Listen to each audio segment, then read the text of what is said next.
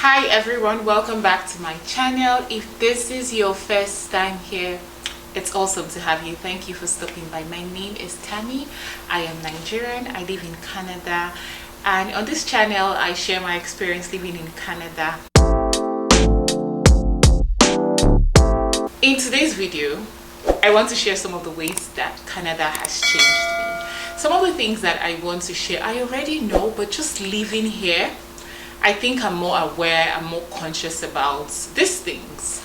One of them is reading between the lines. When I tell you that in this country, when you give me anything, I am sure to read between the lines.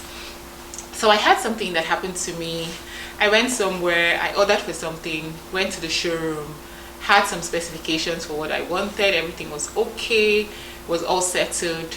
A few days later, I got an email. For some reason, I don't know what happened. I didn't read through that email properly.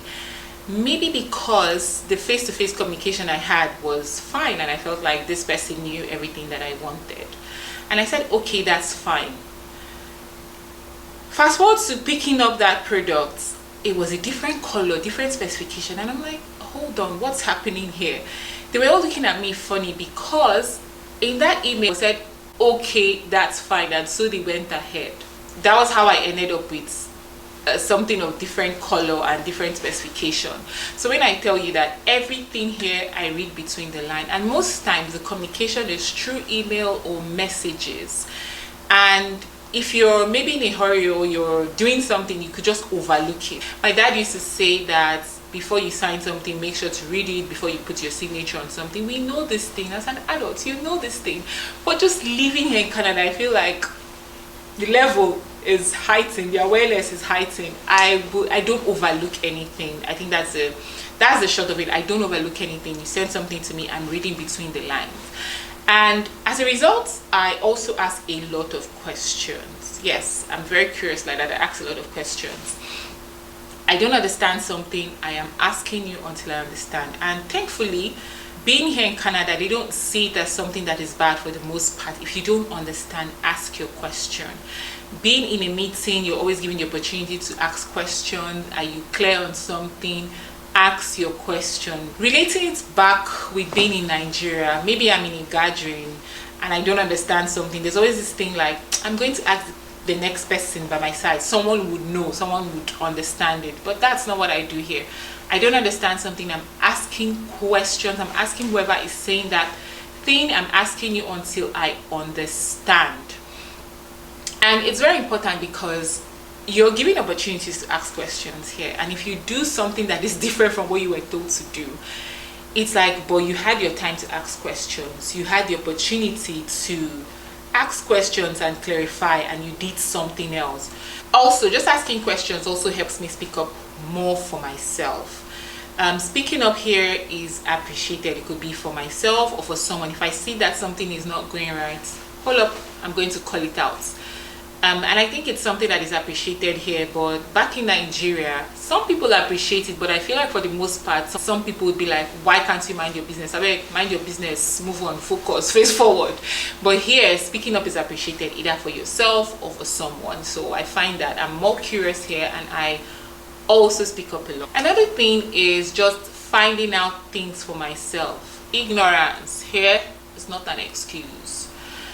For instance, if I want to buy something, I want to make a decision, I always ask people. Yes, I would ask people who have done that before, but at the end of the day, I will still go back and find out for myself, get information for myself. So just being in Canada, I feel like I tend to want to find out things for myself. Even if I get information, I want to search more, I want to research more, and I just want to make sure that I did my own part for myself and not just go with what someone has said. Well, another thing I would say is planning.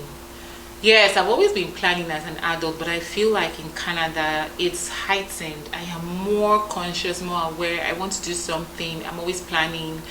3 months down the line, what would this look like? So simple things like just going out for the day. I would plan, I would check the weather. Where am I going to? How do I navigate from this point to this point? How do I get there in time? I know, like, as an adult I plan, yes, but in Canada it is way more heightened, and I feel like that's one of the ways Canada has changed me. I really can't do a lot of things without putting paper to pen and planning it. In Nigeria, I think I could get away with some of the things, like, okay, well, I'm going here, I'm going there, I'll do this, I'll do that. Or some things you might not even plan, you just end up doing them for the day. But not here in Canada. For me, I would plan everything out, I would write everything out, I would want to reason it out. Yeah, and I think that's that's one way that I'm a lot different now. Canada has really changed me in that aspect. Another thing is always reasoning things out logically. So you tell me something, I think my brain is going A, B, C, 1, 2, 3. I'm trying to reason it out logically, and that also helps you tolerate a lot of views and opinions. Canada is multicultural. You see people with different views, different ideas. I just tend to reason out things logically and see, where is this person coming from? What is their, how are they reasoning this thing, and why is it like this for them? I feel like this is something I know, but it's more practical for me just being in Canada. Even in your workplace, just going out, you're going to meet different people, different backgrounds, different religions. So I find out that I can tolerate different views and opinions. I'm even asking questions or wanting to know, why is this like this for you? I'm putting myself in your shoes, which is a good thing. And I think that is one way Canada has really changed me. I really can't say that was how I was in Nigeria. I think in Nigeria, for the most part, a lot of us have the same outlook or the same ideas when it comes to things, because we're one country. We understand the way things work. But here there's just a lot of people, and yeah, I tolerate ideas, opinions easily.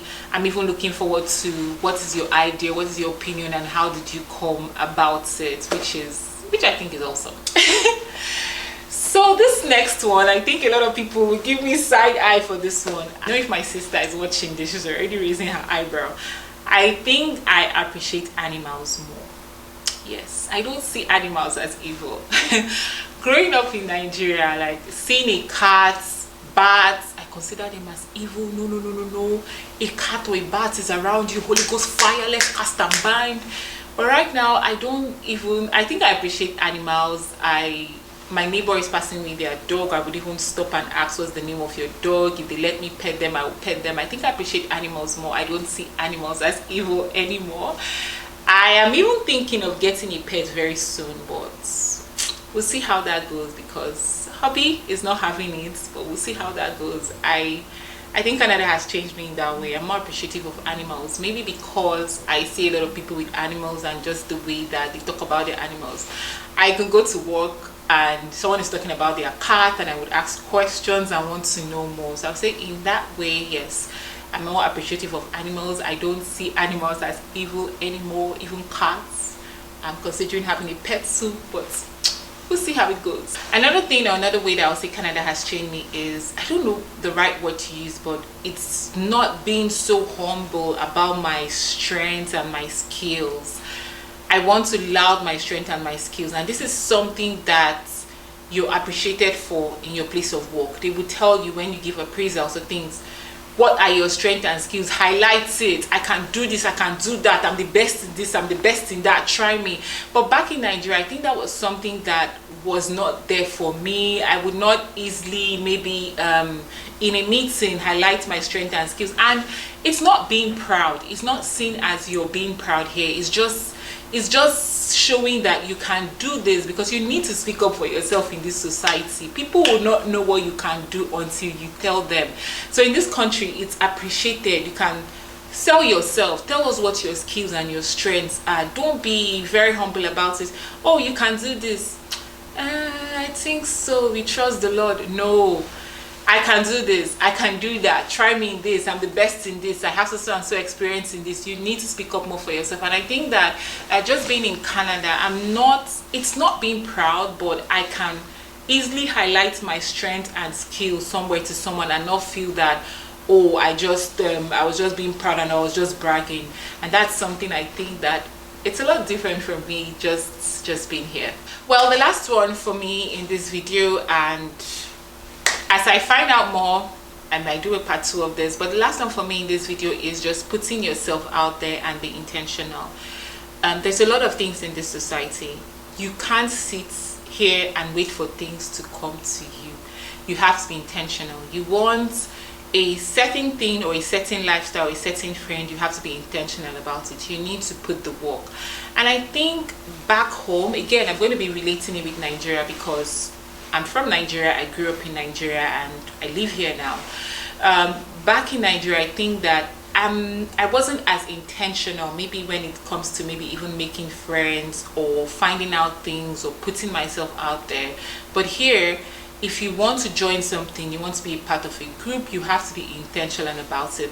No one is going to seek you out. You have to work for it, be intentional, know that this is what I want, and you're focused enough to do the work that comes with it. So that's one thing I have found out in Canada. I think I'm an ambivert person. I'm not like an extrovert. I'm not an introvert. I'm in between. And so sometimes in some situations my introvert part wants to take over, but then again, in this country you need to put yourself out there. You want to join a social circle, you want to meet people, name it, whatever it is, you basically need to go there and be intentional about it and look for it. So guys, I would love to know if you're in Canada. I would love to know how Canada has changed you as a person. Let me know in the comment section. If you're not in Canada, you can share with me how you've changed. Maybe your environment or the people that you've associated with have changed you in one way or the other. As you know, I would always love that interaction and to learn from you. If you have not subscribed, I'm judging you. Hit the subscribe button, hit the notification bell so you know when I have videos. Thank you so much for watching, and I look forward to your comments and just interacting with you. Have a good one. Bye bye.